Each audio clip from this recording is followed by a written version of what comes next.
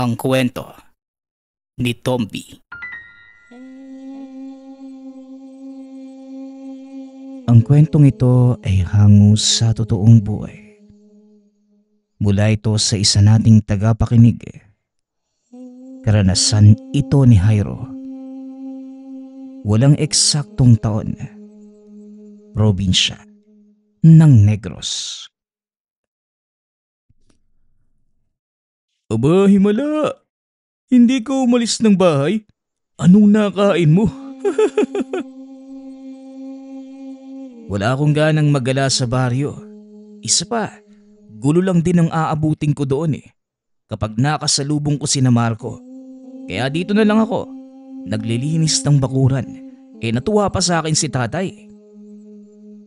Sayang, aayain pa naman sana kitang bumaba sa baryo. Mag-iikot-ikot sana saglit. Mag-iikot? Ano naman yung makikita mo doon? Wala namang nagbago sa baryo. Buti sana kung sa bayan tayo pupunta.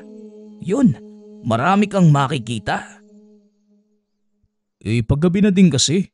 Kaya alanganin ang pumunta ng bayan. Mabuti pa, tulungan na lang kita dyan na matapos mo yung gawain mo. Mabuti pa nga. Eto, walisin mo yung mga naggalat na dahon doon. Ako nang maghahakot. Sisindihan ko para walang lamok. Pag-uusap ng magkaibigan. Habang nagsisiga ang dalawa, nadinig ni Jairo ang pamilyar na boses na matanda. Nasa likod bahay sila ng mga oras na yun. Kaya dali-daling tumakbo ang binata upang salubungin ito. Talagang kilalang kilala mo pa rin ang boses ko, Jairo. Nasaan ang tatay mo? Inabot ng binata ang kamay sa matanda upang magmano. Kinuha naman ni Arnel ang dala nitong bayong. Nasa loob po, lolo. Nagpapahinga. Teka, ginabi na kayo . Bakit pa po kayo bumaba ng bundok? Ay nako, kanina pa ako umalis sa kubo. Kaso nga lang, napadaan ako doon sa kabilang baryo. Alam mo naman, kilala ang Lolo Rico mo roon. Kahit saan. Kaya marami ang nagpatingin sa akin. Yang mga prutas at gulay na yan, doon ang galing. Ganun po ba, lo? Tara po muna sa loob ng bahay. Siguradong matutuwa si tatay. Yun lang. Baka hindi matuwa ang tatay mo sa ibabalita ko. Ano po bang nangyari? May sakit po ba kayo, lo? Hindi yun, iho. Mabuti pa't pumasok na muna tayo. Arnel, sumama ka. Kailangan mo ding madinig ang sasabihin ko. Pumasok ang tatlo sa loob ng bahay. Napatayo sa kinihigaan si Mang Predo nang makita ang matanda. Maro po tay, gabi na. Bakit po kayo napasugod? May bahalaga akong sadya, lalo na kay Kapitan Lindo. Pero bago ko siya kausapin, kailangang marinig niyo muna ang lahat. Tungkol saan ba yan, tay? Naalala mo ba yung ginawa nating balon? At bakod sa sakop na lupa ni Lindo? O tay, paano ko makakalimutan yon? Yun na yata yung pinakamalalim na balon na nahukay ko.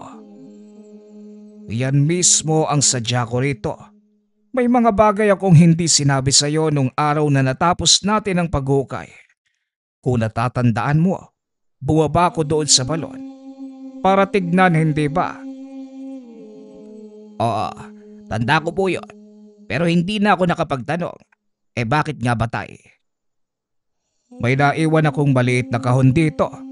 Inilagay ko yun sa taas ng maliit na mesa. Kung napapasok nyo ang kubo ko, makikita mo yon. Naalala ni Jairo ang maliit na kahong ibinigay sa ama. Nakita ko nga po yung kahon na yun, lo. Iniabot ko yung kay tatay. Bubuksan ko sana. Kaso ayaw magbukas. Ano ho ba yung laman nun? Ang mabuti pa, kunin mo, Predo, nang malaman niyo ang laman. Tumayo si Tatay Predo. Kinuha ang kahon sa silid.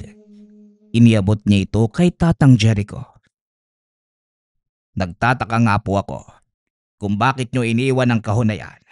Alam kong mahalaga ang lahat ng mga kagamitan nyo.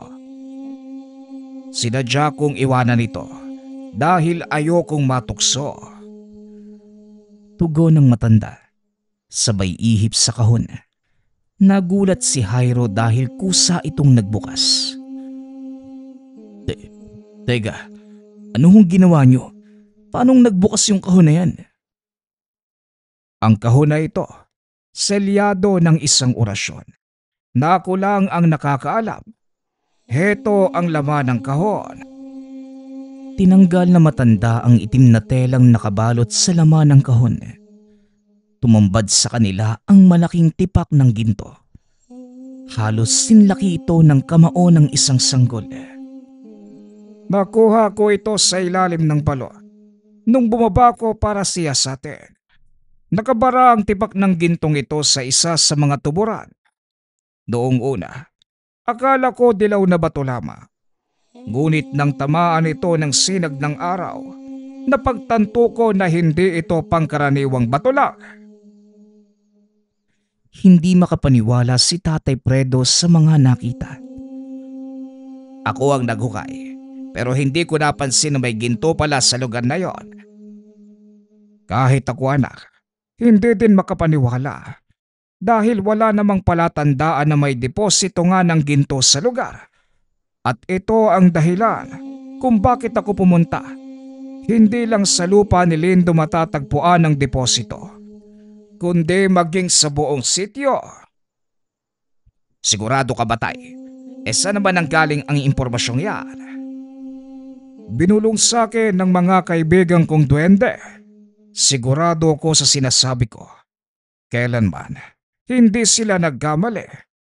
At hindi nila ako nilinlang. Kung sakaling totoo man ang sinasabi mo, delikado nga ang lagay ng mga tao dito sa atin. Pero ang tanong, Tay, paano kang paniniwalaan ng mga tao? Hindi ba galit nga sila sa'yo? Wala akong magagawa doon.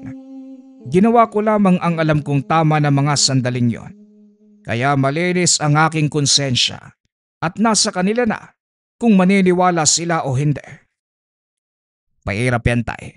Pero kung si Kapitan Lindo ang kakausap, sigurado namang maniniwala sila. Isa sa mga dahilan ko sa pagparito, ang makausap si Kapitan Lindo. Siya lamang ang makakatulong sa atin para paliwanagan ng mga tao. Maalala ko lang, Tay. Kanina pagdating namin galing trabaho, may taong nagpunta kay Kapitan.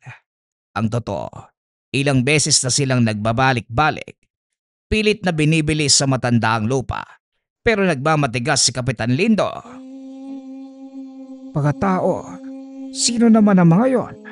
Kilala niyo ba? Mga tauhan po yun ni Arman. Yung may-ari ng malaking pagawaan sa bayan. Si Arman? Talaga naman siya din yung naging sanhi ng problema sa kabilang bayan. At hanggang ngayon, nadadanasan pa din ng mga tao ang pahirap na binigay niya. Marami ang nawala ng malinis na tubig inumin dahil sa kemikal na inilalabas ng kanyang planta. Kilala mo pala yung taong yun, Tay. Sa palagay ko, magiging sanhi ng problema sa baryo ang isang yon. Kung hindi siya mapipigilan, magkakaroon ng malaking gulo. Sa ngayon, ang kailangan nating gawin, kausapin si Kapitan Lindo. Maigi nang malaman niya ang binabalak ng taong yon. Ipagpabukas sa natin, Tay. Gabi na din. At isa pa, malayo ang pinanggalingan mo. O sige, bukas ng umaga kakausapin ko ang taong yon. Ano ba ang hapunan natin dyan? Habang kumakain, hindi sinasadyang napasilip si Jairo sa bintana. Nakita nito ang ilang kataong naglalakad. Papunta ang mga ito sa direksyon ng bahay ni Kapitan Lindo. Napansin naman ni Tatay Fredo na nakatulala ang binata habang nakatitig sa labas ng bahay. Oy Jairo, kumakain ka hindi ba? Bakit ka ba nakatulala dyan? Kasi po, Tay, May mga taong papunta kay na kapitan. May dala po silang mga sulo eh. Hindi ko nakilala kung sino. Baka mga tanod lang. Siguro may kailangan kay kapitan. Sige na, tapusin mo na yung pagkain mo nang makapagpahinga na tayo. Itinuloy ng binata ang pagkain. Ngunit ilang saglit pa, nadinig ng mga ito ang boses ng kapitan. Nagsisisigaw at galit na galit.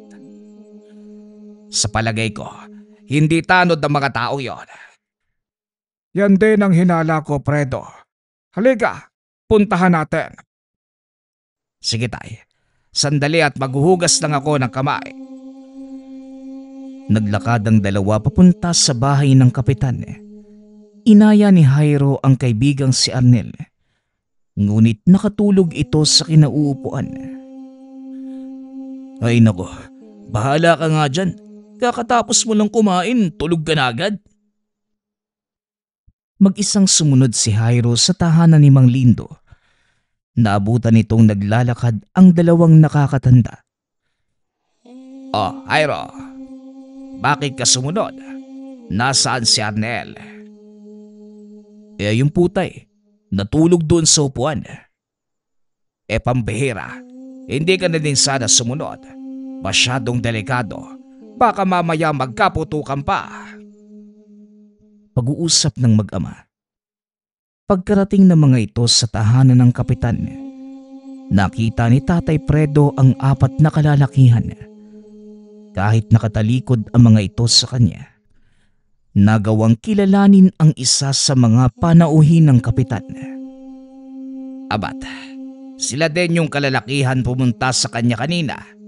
Nakapagtataka namang sa 10 oras ng gabi. Babalik pa sila upang kulitin lamang ang matanda. Ano kapitan? Huling pagkakataon mo na. Nauubos na ang pasensya namin ni Arman sa'yo. Hindi mo pa din ba ibebenta sa kanya ang lupain mo? Wala akong pake. Kung maubos man ang pasensya ni Arman o kahit pa maubos ang kaluluwa ng taong yon, hindi ko ibebenta ang lupa ko kahit anong mangyari. Abay, kung ganon, wala na din kami magagawa pa. Pasensya ka na tanda, pero sumusunod lang ako sa utos ng amo ko. Sumenyas ito. Inihagis naman ng isa pa ang hawak na sulo sa bubong ng bahay ng matanda. Dahil gawa sa kugon, mabilis na natupok ang bahagi ng bahay na tinamaan ng sulo. Bumunot ng itak ang kapitan. Akmang susuguri na sana ang mga kalalakihan. Nang biglang sumigaw si Tatang Jericho. Hanggal ka talaga, Lindo. Kahit kailan, hindi ka nag-iisip. Puro katapang, puro kasigaw. Sa palagay mo anong magagawa ng itak laban sa barel? Walang kaalam-alam ang mga kalalakihan na nasa likod nila si Tatang Jericho at Fredo. Napalingon ang mga ito nang magsalita ang matanda. Tama ka nga naman tanda, pero hindi na dapat kayo nandito. Sige na, magsipag-alis na kayo. Ikaw ang dapat hindi nandito. Anong kawalang hiyaan na naman ang dala ng amo mo sa lugar ko? Wika ng matanda habang ikinukumpas ang kamay. Laking gulat ng mga kalalakihan dahil namatay ang apoy sa bubong ng bahay ni Kapitan Lindo. Nagtaka ang mga ito, maliban na lamang kay Berto, na tila alam kung ano ang ginawa ng matanda. Isa na namang matandang pakialamero. Ay nako, ayoko sanang pumatol sa mga gurang eh. Kaso, wala akong magawa dahil ang hilig niyong makialam. Hindi ba pwedeng maupo na lang kayo sa tumba-tumba at humigop ng mainit na salabat? Pasensya na bata, pero wala kaming tumba-tumba, saka hindi ako umiinom ng salabat. Ganun ba? Sa palagay ko, isasama ko na lang din kayo sa mga ililibe ngayong gabi. Mga bata, sugurin din sila. Walang makakaalis sa kanila. Nilapitan ng mga kalalakihan sina Tatang Jericho. Tinutukan ng baril. Nanatiling kalmado ang tatlo. Inutusan ni Fredo si Jairo na umatras ng kaunti dahil alam nitong may gagawin ang matanda. Sigurado na ba kayo na ito ang inyong gusto? Aba, mayabang kang matanda ka. Oo, ito ang gusto namin. At sisiguraduhin kung 6 na talampakan ng lupa ang itatambak ko sa katawan mo mamaya. Hindi naman sa pagmamayabang Nagtatanong lang. Bueno, kung ito ang inyong gusto, yan ang ibibigay ko. Tumalikod si Tatang Jericho. Naupo sa lupa. Sabay hampas ng 3 beses ng lapad nito sa pinakamalapit na bato. Ilang segundo lang, yumanig ang buong paligid. Nagsipaglabasan ang kung anong nilalang mula sa lupa. Ang mabuti pa, dumapa kayo sa lupa para hindi kayo makita ng mga nilalang na yan. Dali-daling dumapa ang mag-ama. Habang si Tatang Jericho naman may kung anong ginuguhit sa lupa. Dahil sa takot, napadapa na din si Kapitan Lindo. Walang tigil namang pinagbabaril ng mga kalalakihan ang nilalang na tinawag ni Tatang Jericho. Mukhang alam ko na kung sino ka, tanda. Ikaw si Jericho, ang kilalang manggagaway ng baryo. Nakapagtatakang kahit ilang ulit ka ng tinaboy ng mga kabaryo mo, nandito ka pa din. Ang kapal din naman ng apog mong matanda ka no? Matapos mong patayin ang isang buong pamilya. Mali ang nakarating sa iyong kwento, bata. Hindi ako pinalayas.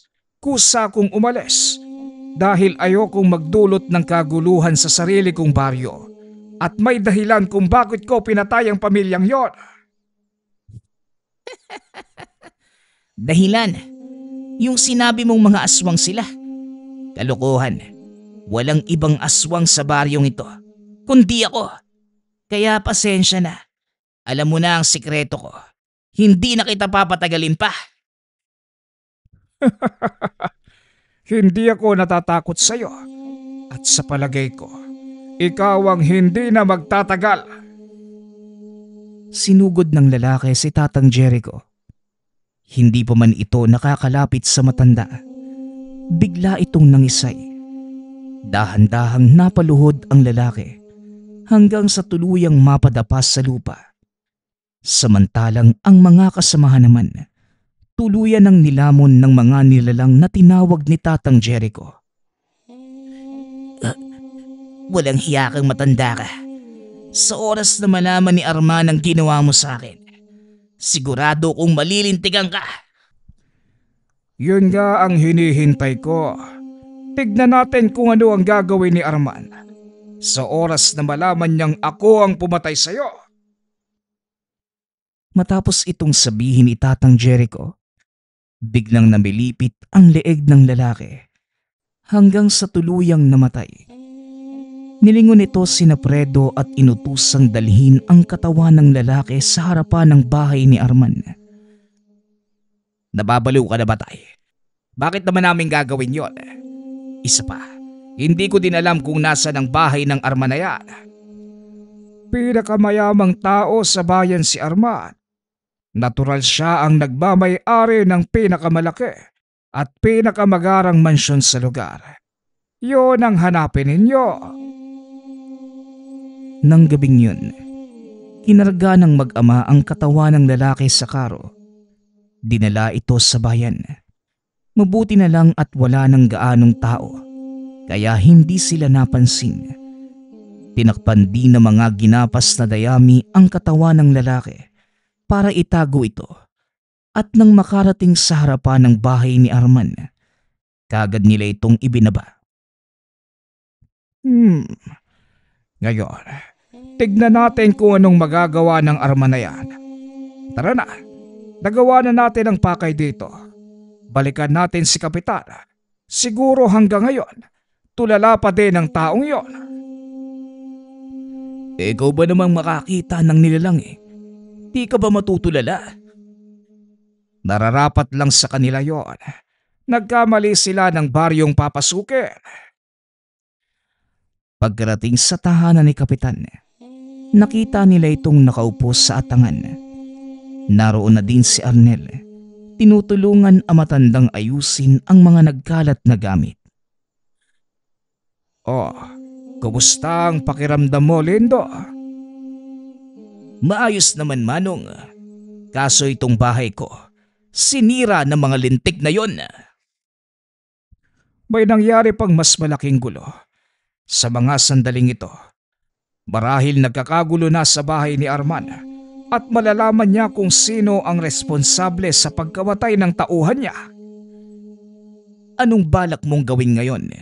Kasi kung ako ang tatanungin mo, handa kong ipaglaban ng patayan ang aking baryo at lupain. Dito ako lumaki at tumanda. Hindi naman ako papayag na sirain nila ang tahanan ko. Kagaya ng dati, Lindo, ako nang bahala. Tay, sigurado ka ba? Baka lalo lang magalit sa'yo ang mga tao. Magalit sila kung magagalit. Mahihimasmasan din ang mga yan. Sa oras na malaman nilang para sa kabutihan ng lahat ang ginagawa ko. Ilang araw ang nakalipas. Walang nangyaring kakaiba. Wala ding balita mula sa panig ni Arman. Nagpatuloy sa pagtatrabaho sina Fredo at Arnel. Ngunit isang hapon, habang kumukubra ng sahod, sinabihan sila ng pamunuan na huling araw na nila yon dahil iniutos ng may-ari na tanggalin sila sa trabaho. Naku naman, kung kailan kailangan ko ng pera, saka naman tayo tinanggal. Ano kaya yung problema? May ideya ka ba, Manong Fredo? Hindi ko din alam, Arnel. Pero hinala ko. May kinalaman ito sa nangyari noong nakaraang araw. Matapos makuha ang sahod, kagad nang umalis ang dalawa. Kapwa tahimik ang mga ito habang naglalakad. Nang makasalubong nila ang isa sa mga bisor sa pinagtatrabahuhan. Malapit ito kay Tatay Fredo. Kaya naman humingi ito ng paumanhin sa nangyari. Pasensya ka na, Mang Fredo. Wala din akong magagawa. Desisyon kasi ito ng bagong may-ari ng tindahan. Empleyado lamang din ako. Bagong may-ari? Anong ibig mong sabihin? Hindi mo ba alam? Nabili na ng nagngangalang Arman ng tindahang pinagtatrabahuhan natin. Pinagtatanggal ang mga empleyadong hindi niya nagugustuhan. Sinasabi ko na nga ba? Kaya mo na, wala kang dapat alalahanin. Naiintindihan namin. Matapos ang pag-uusap, nagpaalam na ang bisor. Sinabi ni Tatay Fredo kay Tatang Jericho ang nangyari at lalong nagalit ang matanda. Napakawalang hiya talaga ng Arman na yan. Patalikod kong tumira. Baka mamaya magulat na lang tayo na siya na ang nagmamay-ari ng lahat ng lupain sa baryo natin. Hindi malayong mangyari yan, Tay. Alam natin ang binabalak niya. Gagawin niya ang lahat para lang maisakatuparan ito. Huwag lang siyang magkakamaling tumuntong sa bakura natin dahil talagang sasamain siya sa akin. Nakaupo lang sa sulok si Arnel habang nakikinig sa mag-ama. Ilang sandali pa, dumating na si Jairo. Oh, bakit parang pinagsakluban ka ng langit? Anong nangyari sa'yo? Wala na kaming trabaho ng tatay mo. Tinanggal kami kaninang hapon eh. Aba, bakit naman nila kayo tinanggal? Bago na daw kasi yung may-ari at nagbawas ng tao. Bagong may-ari? Sino naman? Si Arman. Siya na yung may-ari ng tindahan eh. Talaga naman. Dali-daling pinuntahan ng binata ang ama. Kinumpirma ang sinabi ni Arnel. Lalong nagalit si Jairo nang sabihin ni Tatay Fredo na totoo ang balita. Kinabukasan, nagpunta sa bayan ang magkaibigan. Sinamahan ni Jairo ang kaibigang maghanap ng bagong mapapasukan. Ngunit sa kasamaang palad, wala itong makita.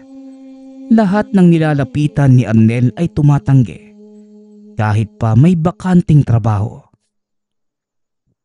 Ano ba yan, Jairo? Wala akong mahanap na trabaho. May balat ka yata sa puwet eh. Kita mo to. Ikaw na nga tong sinamahan. Pinagbintangan mo pa ako. Ayos ka din eh, no? Biro lang ito naman. Masyadong seryoso. Tara, libre kita ng merienda. Tapos umuwi na tayo. Yan ang gusto ko sa'yo eh. Sige na, doon na tayo sa may panaderia. Masarap yung bagong gawang pantikoko eh.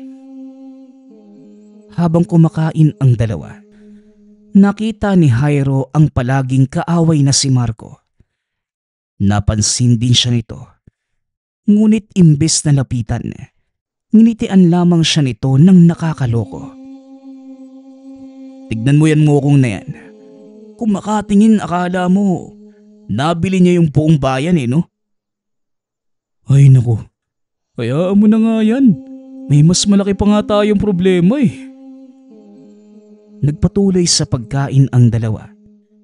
Nang matapos, nagpasya ang mga itong umuwi. Habang naglalakad, muli nilang nakita si Marco at ang mga kasama nito. Laking pagtataka ng binata dahil papunta ang mga ito sa direksyon ng kanilang tahanan. Aba, tignan mo nga naman oh. Hindi ba sina Marco yan? Sino naman kaya yung sadya nila sa atin? Hindi sa atin yan, kundi kay Kapitan. Dumiretso ang pangkat ni Marco papunta sa tahanan ni Kapitan. Dali-dali namang sinunda ng dalawa ang mga ito. Arnel, umuwi ka sa bahay. Sabihan mo si Lolo Jericho at Tatay Fredo. Dali-dali naman itong sinunod ni Arnel. Pagkarating sa tahanan, si Marco, yung palagi nakakabangga ni Jairo, ano naman ang gagawin nila sa bahay ni Kapitan? Yan nga din yung balak naming alamin ni Jairo. Nandun siya ngayon. Minamatsagan yung kilos nila Marco. Ang mabuti pa, puntahan natin si... Natigilan si Tatay Fredo nang makitang wala na ang ama sa kinauupuan. Wala na po rito si Lolo Rico kanina pa. Mukhang nauna na yatang umalis eh. Talaga na ba no? Bilisan mo, Arnel. Baka kung ano nang gawin niya sa mga kabataang yon. Dali-daling umalis ang dalawa. Nakahinga ng maluwag si Mang Fredo nang makitang nakaupo lamang ang matanda sa isang tumbang puno. Habang pinapanood ang mga kabataang nakikipag-usap sa Kapitan. Huwag kayong magpapakita. Tignan niyo kung nasan si Jairo. Wika ng matanda, sabay turo sa binata sa kabilang bahagi. Opo, diyan ko siya iniwang kanina. Pero anong ginagawa ng pangkat ni Marco sa bahay ng Kapitan? Tuloy-tuloy naman ang pakikipag-usap ni na Marco sa Kapitan. Napansin itong naglabas ng maliit na papel. Iniabot sa Kapitan. Mahinahon ang pakikipag-usap nito. Ganon din ang mukha ng matanda. Walang anumang bahid ng galit o anuman, kaya lalong naintriga si Jairo. Maya-maya ay umalis na ang pangkat. Dali-daling nilapitan ni Tatay Fredo ang Kapitan. Samantalang si Jairo naman, sinunda ng pangkat ni Marco. Oh, nandyan pala kayo. Anong ginagawa nyo rito? Nakita namin na papunta dito yung grupo nila Marco. Ano bang ginagawa nila dito? Si Marco Bacamo, nagpasa sa akin ng papeles. Gusto niyang maging isa sa mga bantay baryo. Bantay baryo? Yung siraulong yun? Maniwala ko. Malamang may binabalak na namang hindi maganda ang taong yun. Kaya siya naparito. Hindi ganon si Marco. Oo, pasaway at malakas mang-asar ang batang yun. Pero kahit papano, may malasakit din sa baryo si Marco. Teka, nasan nga pala ang anak mo, Fredo? Hindi ko alam. Kanina nandito lang yun eh. Jairo, nandiyan ka pa ba? Lumabas ka na nga sa pinagtataguan mo. Wika ni Tatay Fredo. Ngunit walang sumasagot. Mukhang sinundan ni Jairo yung pangkat ni Marco. Naku po, baka lalong magkagulo. Sandali lang, Manong, at susubukan ko kumahabol ko pa sila para pigilan. Mabilis na umalis si Arnel. Sinunda ng kaibigan. Naabutan nito ang grupo ni Marco. Ngunit wala doon si Jairo. Marco, sandali nga. Nakita mo ba si Jairo? Mukha bang magkakasundo kami ng kaibigan mo? Saka bakit mo naman siya hanapin sa akin? Wala naman. Sige, babalik na lang ako. Dahil hindi nahanap ang kaibigan, umuwi si Arnel. Laking gulat nito nang biglang may humilas sa kanya papunta sa gilid ng daan. Anong ginagawa mo? Bakit ka sumunod? Nasira tuloy yung diskarte ko eh. Nag-aalala si na tatay mo dahil bigla ka na lang nawala. Di na ako nagsabi sa kanila dahil alam mong hindi papayag si tatay. Pero gusto kong malaman kung ano yung totoong pakay ni Marco kay Kapitan Lindo. Ang sabi ni Kapitan, nagpasa daw ng mga papeles dahil gusto ni Marco na maging bantay baryo. At naniniwala ka naman doon. Saka kung sakaling totoo man yun, bakit siya mag-aaksaya ng panahon para sa ganoong uri ng trabaho? Yun nga din yung gusto kong malaman eh. At yaman din lang na nandito na tayo. Bakit hindi na lang natin sila sundan? Yun nga yung ginagawa ko, di ba? Bago ka dumating. Hindi pasensya na. Tara na, sundan na natin bago pa sila makalayo ng husto. Sinunda ng mga ito ang pangkat hanggang sa makarating sa kabisera. Pumasok ang pangkat sa lumang kubo kung saan sila laging nakatambay. Doon ipinagpatuloy ang pag-uusap. Alam niyo ba na kapag naaprubahan yung pagiging bantay baryo ko, lahat-lahat ng mga gusto nating gawin, magagawa na natin ng walang sino man ang sisita. Kawawang kapitan, wala man lang nakakaalam. Nanatili pa ang dalawa upang madinig ang pag-uusap ng pangkat. Ngunit paulit-ulit lamang ang pinag-uusapan ng mga ito. Kaya nagpasya na sina Jairo na umuwi. Ngunit akmang aalis na sana ang dalawa nang biglang makita ang isang magarang sasakyan papasok sa loob ng bakuran ng lumang kubo. Nanlaki ang mga mata ni Jairo dahil kilala nito kung sino ang bumaba mula sa sasakyan. Marco, nasa na ang pinagyayabang mong resulta? Malapit ko nang makuha ang loob na matanda. Alam mo bang delikado ang makita kang kasama ko? Wala akong kinatatakutan. Ano naman kung mambabara nga yung taong yun? Sabi-sabi lang yun, Marco. Kaya huwag kang mag-alala. Walang gagalaw sa atin. Gawin mo lang ang mga pinagagawa ko. Nang sa ganon, wala tayong maging problema. Heto ang paunang bayad. Ikaw na ang bahala sa mga kasama mo. Ayos. Salamat, Tio Arman. Ako nang bahala sa mga tropa ko. Mag-iingat ka pa uwi. Walang anuman, Marco. Kagaya ng sinabi ko sa'yo, maging masunuring ka lang at ako ang bahala sa'yo. Nagulat si Jairo nang malaman. Pamangkin ni Arman si Marco. Matapos makipag-usap sa pangkat, dali-dali na itong umalis. Naiwan sina Marco at ang mga kasama nito. Pinaghati-hatian ang iniabot na pera ni Arman. Marami pang ganyan at hindi lang yan na matatanggap ninyo. Basta sundin nyo lang ang mga sinasabi ko. At kung ano ang pinapagawa ni Tio Arman, wala tayong magiging problema. Palagi pang busog ang bulsa nyo. Wika ni Marco. Ilang sandali pa, nagpasya na ang grupong umalis sa lugar. Hindi napansin ng mga ito sina Jairo na nakatayo lamang sa gilid. Kaya naman pala halang ang bituka. May pinagmanahan.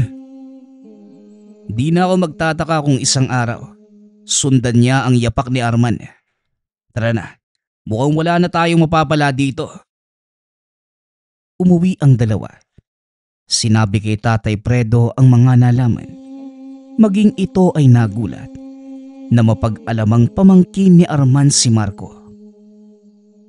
Ang mabuti pa, iwasan mo na lang ang grupo nila, Jairo. Mahirap na baka kung ano pa ang gawin nila sa'yo.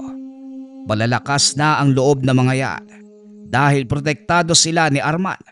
Kaya ikaw na ang umiwas. Sisikapin ko pong makaiwas sa kanila, Tay. Hanggat kaya. Pero pag nasagad na ang pasensya ko, hindi ako mangangakong hindi magkakagulo, Tay. Ay nako, ang mabuti pa, matulog ka na. Nagpapahinga na din ang Lolo Jericho mo. Kaya huwag ka nang maingay. Kinabukasan, maaga pang umalis si Tatay Fredo at Arnel dahil nakahanap na ito ng mapapasukan sa bayan. Sa pagkakataong yun, isinama nila si Jairo dahil maraming tao ang kakailanganin. Tay, maiwan ka na muna namin dito sa bahay ha. May trabaho na kasi ako sa baya at kasama ko itong si Jairo. Huwag mo kong alalahanin. Ako nang bahala rito. Sige na, mag-iingat kayo. Sige tay, mauna na po kami. Pag-uusap ng mag-ama. Kakalis lamang ng dalawa nang dumating ang kapitan. Magandang umaga, Jericho. Maaari bang tignan mo ang papel na ito? Ibinigay ng pamangkin ni Arman sa akin. May mga nakasulat na di ko maintindihan. Patingin nga. Natigilan ang matanda nang makita ang mga katagang nakasulat sa maliit na papel. Bakit, Jericho? Anong nangyari? Bakit hindi ka makapagsalita? Hindi ako maaaring magkamali. Ang mga nakasulat sa papel na ito, isang uri ng orasyon. Binasa mo ba ito, Lindo? Magsabi ka ng totoo. Oo, binasa ko. Pero wala naman akong maintindihan. Bakit? Ano bang meron sa orasyon na yan? Aswang ang taong nag-abot dito sa'yo at namarkahan ka na niya. Anumang oras, maaari kang atakihin ng nilalang na yon. Eh di sunugin natin yung papel na yan. Hindi. Kahit ano pang gawin mong pagsunog sa papel, dahil nabasa mo na ang orasyon, mawawala na ang bisa rito. Ibig sabihin, nakakapit na sa kaluluwa mo ang marka ng aswang. Eh anong gagawin ko, Jericho? Hindi naman sa natatakot ako. Pero ang inaalala ko, yung mga tao sa bahay, nandyan pa naman ang apo kong 5 buwang gulang na sanggol. Anong sinabi mo? May sanggol sa bahay mo? Nababaliw ka na ba, Lindo? Alam mong nasa panganib ang buhay mo. Simula pa lang, bakit mo pa hinayaang magpunta ang mga anak mo kasama ang sanggol? Wala naman akong magagawa. Bigla na lang silang sumulpot. Alangan namang ipagtabuyan ko ang mga anak ko. Oo, naroon na tayo. Pero sana isinaalang-alang mo din ang kaligtasan nila. Masyadong mapanganib para sa mga anak mo, lalo na sa sanggol. Hindi na pangkaraniwang tao ang kalaban dito, Lindo. Kung si Arman ang nagpabigay sa iyo ng papel na yan, iisa lamang ang ibig sabihin. May koneksyon sa mga taong nagtataglay ng kapangyarihang itim ang taong yon. Ano ngayon ang balak mong gawin, Jericho? Pasensya na. Ako ang kapitan, pero parang ako pa ang palaging nanghihingi sa iyo ng payo. Hindi naman ibig sabihin na kapitan ka. Marami ka nang nalalaman. May mga pasya din kung minsang kailangan mong isang guni sa iba para mapag-isipang mabuti. Huwag kang mag-alala. May naisip na akong paraan. Ako nang bahala, Lindo. Halika. Gusto kong makita ang mga anak at apo mo. Isinama ng kapitan ang matanda sa tahanan upang makita ang mga anak. Kung hindi nyo na itatanong, si Tatang Jericho ang nilalapitan ng kapitan sa tuwing nagkakasakit ang mga anak at tanging ang matanda lamang ang nakakapagpagaling dito. Nagulat naman ang mga anak ng kapitan nang makita si Tatang Jericho. Dito napatunayan ng matanda na hindi lahat ng tao sa baryo ay galit sa kanya. Nakipagkumustahan ang mga ito sa matanda. Nakipag-usap. Sinabi din ni Tatang Jericho ang lahat. Inusala ng proteksyon ng sanggol. Alam niyang ito ang unang pupuntiryahin ng mga aswang kung sakaling sumalakay. Binigyan din ni Tatang Jericho ng ilang pangontra at habak ang anak ng kapitan. Samantala, magkasamang nagtatrabaho ang mag-ama sa isang bagsakan ng gulay sa palengke. Hindi taga roon sa bayan ang may-ari. Ngunit kilala ito ni Tatay Fredo, kaya mabilis silang nakapasok. Buti pa tong kaibigan niyo, Manong. Hindi tayo tinanggihan. Halos lahat ng mga nandito, ayaw tayong tanggapin sa trabaho eh. Mabuting tao kasi itong si Paring Joel. Kahit hindi taga dito sa bayan, may malasakit siya sa kapwa. Alam niya kung gaano kahirap mawala ng trabaho. Kaya kung hindi mo napapansin, halos lahat ng mga kargador niya, dating pariwara. Oo nga tay, kilala ko yung ilan sa mga yan eh. Dating mga tambay. Walang magawa kundi mambulabog. Pero hindi naman kaya mapahamak yung kaibigan mo nito, Manong. Magtiwala ka, Arnel. Hindi mapapahamak yan si Paring Joel. Saka sino naman ang gagalaw sa kanya? Hindi mo ba nakikita yung mga malalaking tao na yan? Lahat sila. Kaligtasan ni Paring Joel ang prioridad. Kung sabagay, marami nga namang tauhan niyang si Mang Joel. Pero ano namang magagawa ng kaibigan niyo kung mga taong kagaya ni Arman ang makakaharap? Hindi basta-basta si Joel. At sigurado ako, hindi siya gagalawin ni Arman. Sige na, bilisan niyo nang tapusin niyang mga kaeng nang makalarga na itong truck pabalik sa kanilang bayan. Kinahapunan, natapos na ni Jairo at Arnel ang lahat ng mga trabaho. Nagpaalam na din ang mga itong umuwi. Pagod na pagod ang tatlo nang dumating sa tahanan. Naabutan ng mga ito si Lolo Jerry kong naghahain ng pagkain. Aba, saan ang galing itong mga ulam nyo tay? Kay Kapitan Lindo, nandyan yung mga anak niya, kaya nagluto sila at binigyan tayo rito. Siya nga pala, mamaya Jairo, Fredo, maaari bang doon muna tayo matulog sa tahanan ni Kapitan? Aba bakit naman po tay? May sarili naman po tayong bahay ah. May ibinigay na papel si Lindo sa akin at nalaman kong orasyon yun pang marka ng isang aswang. Namarkahan si Lindo at paniguradong maging ang mga anak niya. Markado na din. Delikado ang lagay nila, lalo pat may sanggol sa kanilang tahanan. O sige tay, walang problema. Pero ano po bang gagawin niyo kung sakali? Ako nang bahala roon. Sa ngayon, bilisan na ninyo. Nang makakain at pupuntahan na natin si Kapitan. Matapos kumain, tumuloy na ang mga ito sa pagpunta kay Kapitan. Naglabas ito ng lambanog. Nag-inuman ang mga nakakatanda. Habang sina Jairo at Arnel nakaantabay sa mga susunod na mangyayari. Malakas ang kutob ng binata na may magaganap ng gabing yun. Sa kalaliman ng gabi, habang masayang nag-uusap ang mga naroroon, naramdaman ni Tatang Jericho ang isang malakas na presensya.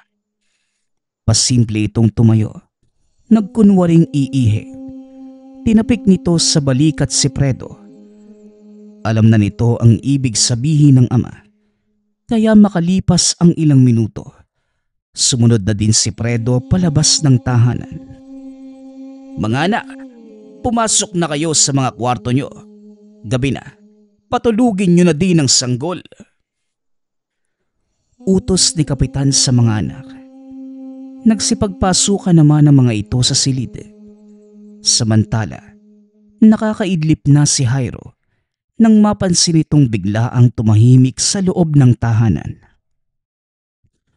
Teka, ano kaya yung nangyayari? Bakit tumahimik sila tatay? Baka lasing na. Hindi, tignan mo si Lolo Jericho. Papunta dito. Nakasunod sina tatay at kapitan. Ano kaya yung nangyari? Maya-maya pa, nakalapit na sa kanila ang matanda. Sinabihan ng mga itong sila ang magbabantay ng bahay. Manatili kayo sa atangan ng bahay, Jairo. Hawakan niyo ang garapo ng asin at isang bote ng langis. Para saan naman po itong mga langis, Lolo? Alam ko ang asin para sa mga aswang Pangontra din sa mga aswang ang langis na yan. Sa oras na dumating sila, kagad niyong malalaman dahil kukulo ang laman ng boteng yan. Ilang sandali pa, nagsimula ng kumulo ang langis. Lalong lumakas ang enerhiyang nararamdaman ni Tatang Jericho. Mukhang nandito na sila, Lolo. Ano pong gagawin namin? Manatili lang kayo dyan sa atangan at wag na wag kayong aalis. Fredo, doon ka sa likod ng bahay. Lindo, manatili ka lang dito sa tabi ko.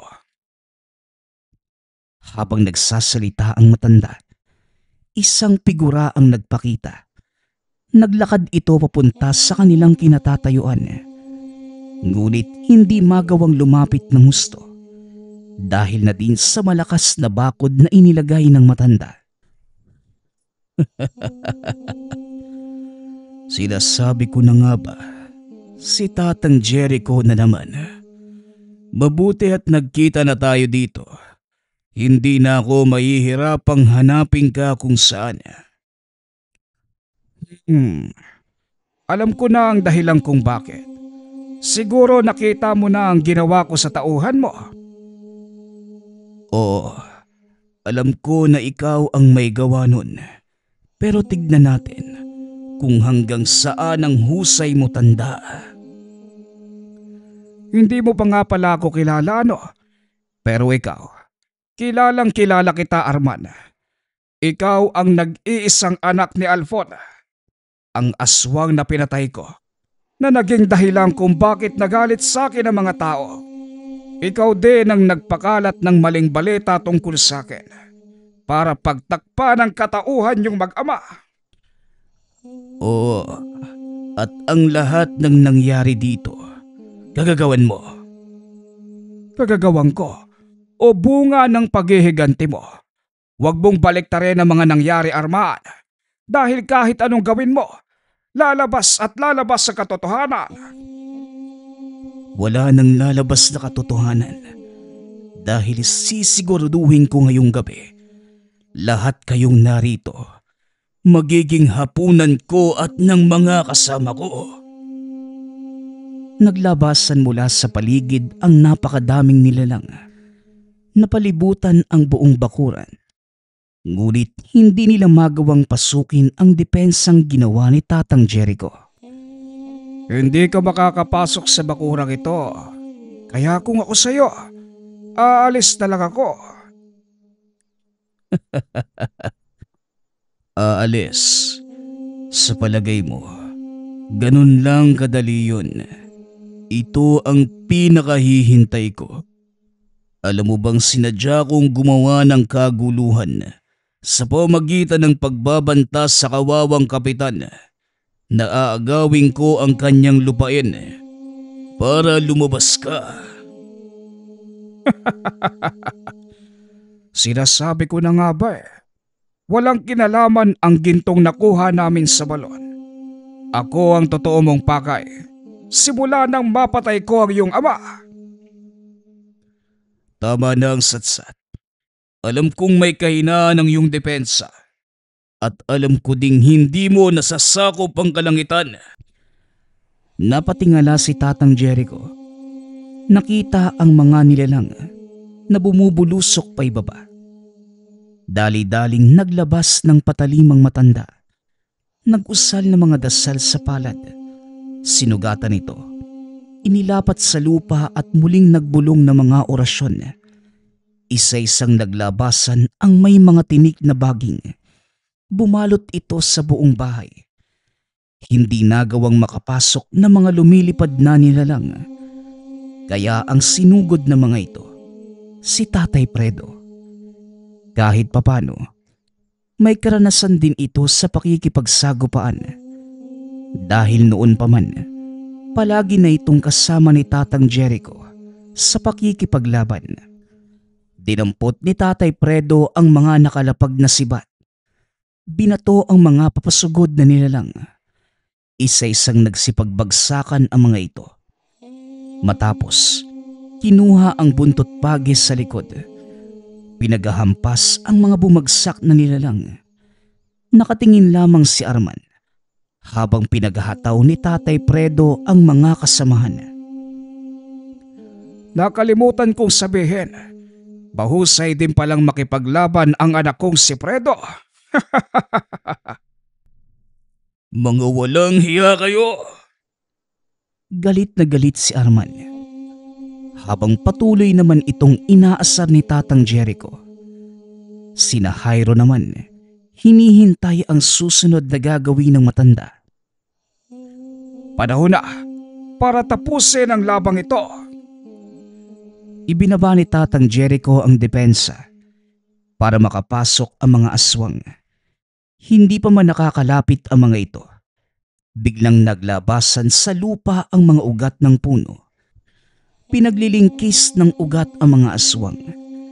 Hindi makapaniwala si Arman na nagawang ubusin na matanda ang mga kasamahan sa isang iglap lang.